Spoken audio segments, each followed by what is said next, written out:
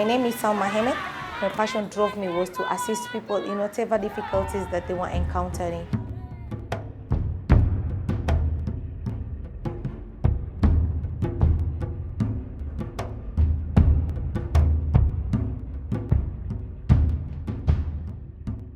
Kuna issues gani ambazo hapa sana zinawaathiri mama na watoto wa kike? Mshtakiwa mwenyewe alinyenyekea atakati atoe hongo aachiliwe. Lakini uzuri wa sasa alikataa. Akasema hivi visa huwa vyazidi. Kwa hivyo hata tutoe ndani iwe funzo kwa wengine. Kama ni kuempower watoto, tuanze from hizi tender age. Today here, they are gathered with one case that an ustadh is an Islamic cleric who teaches madrasa, has defiled a young girl for this woman here, and it's like he's now being detained in the police custody, but he has not been presented to court, and they fear that he's going to bribe the police officers and to be released from the police custody without being charged. So they want us as an organization to intervene in this case and also to ensure that justice is gotten for this little girl who is only in class 6. Every day in the morning, whenever I wake up, I feel like there's a call that is calling me. My passion is the one that is calling me, like I have to go and help people. People are looking forward to my assistant. I have to go and assist the community. But then I came and realized that there were organizations which were working with helping human rights to get their rights. So I started looking for these people, and the first one that I got was Muhuri. On joining Muhuri, I was just an assistant of the executive director. But then it's like all the cases that were reported, I got myself like going to listen to them and seeing how I could help. And mostly I was interested with helping women, because I felt like most of the programs, people who were in that organization were men. So most of the women who were coming to the organization were not finding it easy to disclose their issues to them.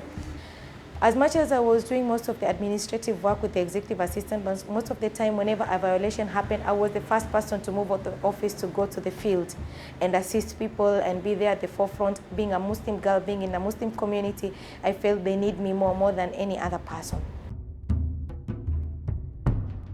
You are annoying us. You're also letting us down. You are a Muslim woman. You are standing in front of men and talking these issues like you are forgetting your religion. So it's like they feel like I'm betraying my religion and I'm betraying my community. But sometimes I make them understand, like even our religion says you should fight for others people's rights. In Surah Al-Asr, Wal Asr, it says that. So when I talk to them, they understand like, okay, maybe she is right. But then in some other community, like I would say in Garissa never accepts a woman to stand in front of men. They never even allow women to be heard, their voices to be heard. So whenever I go to Garissa and I want to empower women, it becomes very difficult for me. It reached a point whereby sometimes I'm chased out of meetings. Like in Gede once I was chased because I was talking to women and empowering them. Like, you have to stand for your right. You have to stop whatever it's happening to you, because they are beaten and to them it's culture, which is not right. Sometimes they are even denied their rights to inherit, and to them they are saying it's culture. So when I told them that this is not the way to go, most of these women, husbands came and told me, you have to leave this place. You have to leave now, because you are misleading our women. Whenever a man is killed, sometimes the wife has to be there as a family to witness the postmortem of the husband. So normally the wives can't go in alone because they are very weak and they need a woman to hold on to them. So I'm forced to go into the mortuaries and be with the families there, and I have to stand firm. I don't have to show them that I'm weakened by whatever is happening around here. So I've witnessed several dead bodies, not less than 5, being postmortemed. But then after I go back to my house, it normally runs through my head, like, what if it was my husband? What if it was my brother? What if it was my father? Could I have the same courage to stand there and watch over? What happens to the family who are left behind now? What happens to the woman who was crying on my shoulder saying, please help me, get justice for me, please assist me by getting this, my husband's killer? So it's really affecting me in a way, and I'm sorry I'm breaking down, but it's something that we normally encounter every time. Whenever we do this work, most of the women feel like, what happens to our husband? What happens to our sons?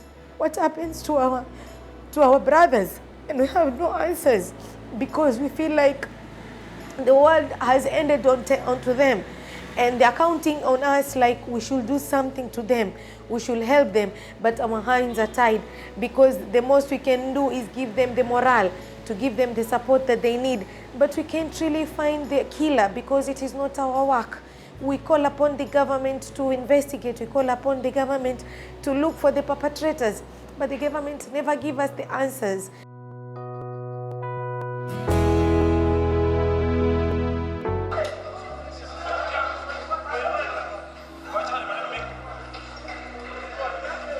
The case that stood out for me are several, but I'll pick up two of them. One is the case of Hemed, who was arrested by the police officers from Masjid Musa, and it was captured in the media, national media, or rather the local media and the TV and everywhere. But then he wasn't found anywhere. So the family came to us, especially the wife, who came and cried to us like, my husband was arrested by the police officers, but up to date I don't know where my husband is. We've been looking for that husband without finding him where he is up to now.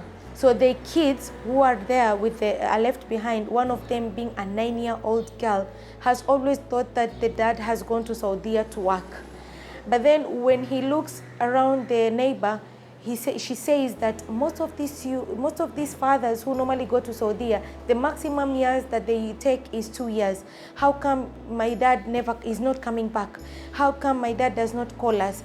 So it reached a point whereby the mother had to tell the truth to the kids, like, okay, this is what happened. Your dad, we don't know where your dad is. And up to date, you know that we are talking of a kid who used to perform number 1 to 5 in school, but after getting this information from the mother that the dad is no longer there, she had to drop drastically with her performance in a way that she was psychologically affected. Most of the time, she just cries in school. And when the teacher asked, the first thing she said is, I want my dad, I want to see my dad. So when she goes back to the house, she goes and tells the mother, I want you to find my dad. Another case is about Abu Drogo's family. Despite the fact that the father was killed, the government was still after the family. The kids were tortured. The kids were like chased out of the school because they were told that you are sons of the Al-Shabaab person, so we don't want you to continue in our school. Whenever the mother tried to reach out for a help, even like to get assistance of the basic need, let's say if the mother will say, I don't have salt, she can't go to a neighbor and ask for an assistant to get a pinch of her salt because nobody wants to associate with them. And every now and then, more often, the police officers will raid their houses because they wanted to see what they were going on, even in the middle of the night. So it made this youth became very bitter with whatever was happening, and they lost faith with the government. They lost faith with the security agent. So we fear that these youth are going either to join Al-Shabaab, or they are going to join these groups, the bad groups, the gangsters, or maybe they're just going to finish their lives. So these are the things that we are really bothered by, and with the current situation of the mother being detained in the police custody, it has made the matter become worse. Sometimes I stay at work up to midnight because I feel like, no, I have to finish. I have to look for this person. I have to go and find a solution to this person. Sometimes even weekend, I tend to forget that I have a family. I'm married to a husband, and I have 4 kids. The firstborn being twins, and then they are 16 years, and then a little girl who she just turned 8, and then a young boy who is 5 years old.